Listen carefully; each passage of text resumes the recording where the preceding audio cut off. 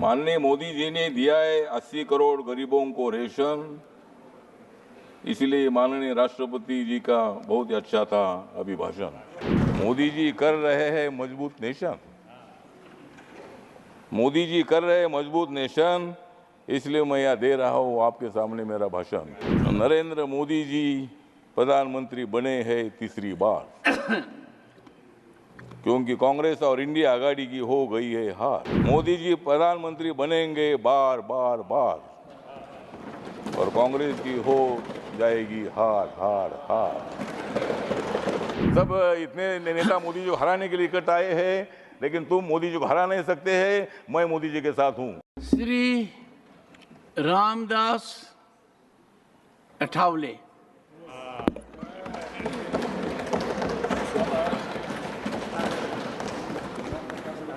Very briefly.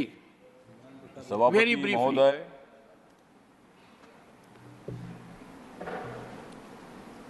माननीय मोदी जी ने दिया है 80 करोड़ गरीबों को रेशन। माननीय मोदी जी ने दिया है 80 करोड़ गरीबों को रेशन, इसलिए माननीय राष्ट्रपति जी का बहुत ही अच्छा था अभिभाषण। मोदी जी कर रहे हैं मजबूत नेशन, मोदी जी कर रहे हैं मजबूत नेशन, इसलिए मैं यह दे रहा हूं आपके सामने मेरा भाषण।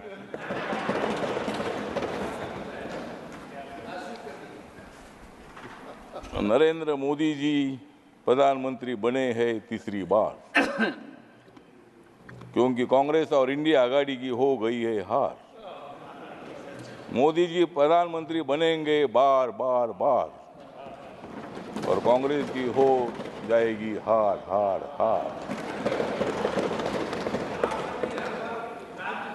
संविधान बदलेगा ये प्रचार झूठा था, संविधान बदलेगा ये प्रचार झूठा था, क्योंकि कांग्रेस ने सारा देश लूटा था।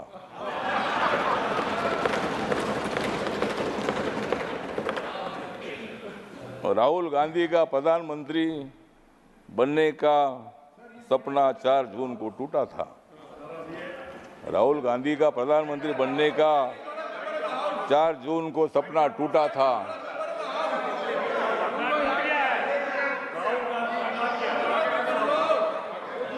और मोदी जी के खिलाफ वन सेकेंड इंडिया आघाड़ी का प्रचार झूठा था। एक सेकेंड। यही है कि जो व्यक्ति दूसरे सदन का सदस्य हो उसके बारे में कोई आक्षेप नहीं लगाया जा सकता, और उसका आक्षेप नहीं लगाया जा सकता, उसकी चर्चा नहीं हो सकती, क्योंकि वो अपनी बात की सफाई देने के लिए यहाँ पे मौजूद नहीं है। तो मेरा विनम्र निवेदन है कि नाम चूंकि राहुल गांधी जी का लिया है तो उसे कार्रवाई से निकालें। Honourable minister, please avoid, please take your seat. Yes, हाँ बोलिए सर।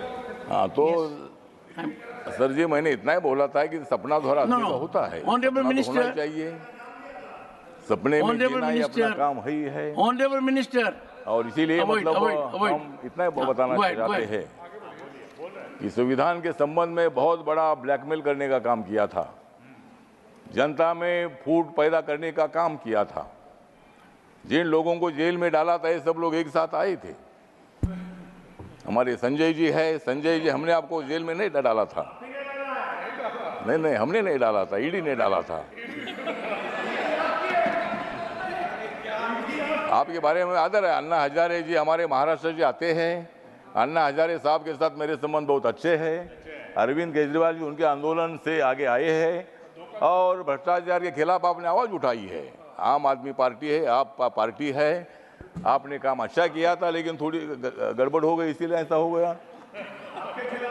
अब तो इसीलिए ठीक बात है। तो इसीलिए हमारा कहना इतना ही है कि संविधान के बारे में बाबा साहब अम्बेडकर जी ने संविधान लिखा है। जिस बाबा साहब अम्बेडकर जी ने संविधान लिखा, आज बाबा साहब का नाम लिया जाता है, संविधान का किताब दिखाया जाता है। लेकिन मैं इतना बताना चाहता हूं, एक कांग्रेस पार्टी ने बाबा साहब को 2 बार हराया था। 1952 में मुंबई में लौगुलो मतदार संघ से बाबा साहब को हराया था। 1954 में भंडारा जी बाबा साहब को हराया था। और बाबा साहब अम्बेडकर जी को भारत रत्न नहीं दे दिया था, बाबा साहब का फोटो सेंट्रल हॉल में नहीं लगाया था, और आज बाबा साहब की बात करते हैं। आज आप संविधान दिखाते हैं, संविधान दिखाओ, लेकिन संविधान के जैसा आपको बर्ताव करने की आवश्यकता है, और इसीलिए संविधान कोई बदल नहीं सकता है। नरेंद्र मोदी जी माथा टेकर शपथ लेते हैं। 26 नवंबर 1949 को संविधान का ड्राफ्ट बाबा साहब ने दे दिया था, तो वो दिन मोदी जी संविधान दिन मनाते हैं, और आप बोलते हैं भाई संविधान बदलेंगे। मोदी जी ने बाबा साहब के काम इतने पूरे किए हैं। मुंबई में हिंदू मिल की जगह पर 3600 करोड़ की जमीन बाबा साहब के मेमोरियल के लिए दी है, और वहाँ 1200-1300 करोड़ का मेमोरियल बन रहा है। डॉक्टर अंबेडकर फाउंडेशन आपने बनाया था, कांग्रेस पार्टी ने बनाया था, लेकिन वो खाली ऑफिस ही था। मोदी जी आने के बाद वहाँ इतनी बड़ी बिल्डिंग बन गई है। जहाँ बाबा साहब ने संविधान लिखा, वो 26 अलीपुर रोड पर इतना सुंदर मेमोरियल बन चुका है। इतने काम करने वाले मोदी जी संविधान कैसा बदल सकते हैं? वो कांग्रेस को बदल सकते हैं, लेकिन संविधान नहीं बदल सकते हैं। तो संविधान बदलना इतनी मामूली काम नहीं है, और उसमें अमेंडमेंट करना इसका मतलब संविधान बदलना नहीं है। बाबा साहब अम्बेडकर जी ने संविधान सभा ने ही अमेंडमेंट करने का अधिकार पार्लियामेंट को दे दिया है, और जब भी मतलब नया कानून बनाना होता है, पुराने कानून में कोई मतलब अमेंडमेंट होती है, वो अधिकार पूरा अपने को होता है। और इसीलिए मुझे लगता है वो संविधान बदलना ऐसा हम नहीं बोलते हैं, लेकिन आप लोग इसी तरह का खाम प्रचार कर रहे हैं। सब इतने नेता मोदी जी को हराने के लिए इकट्ठा आए हैं, लेकिन तुम मोदी जी को हरा नहीं सकते हैं। मैं मोदी जी के साथ हूँ। मतलब ठीक बात है, आपको लोकतंत्र में अधिकार है, आपकी सीट ज़्यादा ये अच्छी बात है, और आप इतनी ज़्यादा सीट ना आए कि आप उधर ही रहे और हम इधर ही रहे, मतलब ऐसा भविष्य में होगा तो ठीक बात है।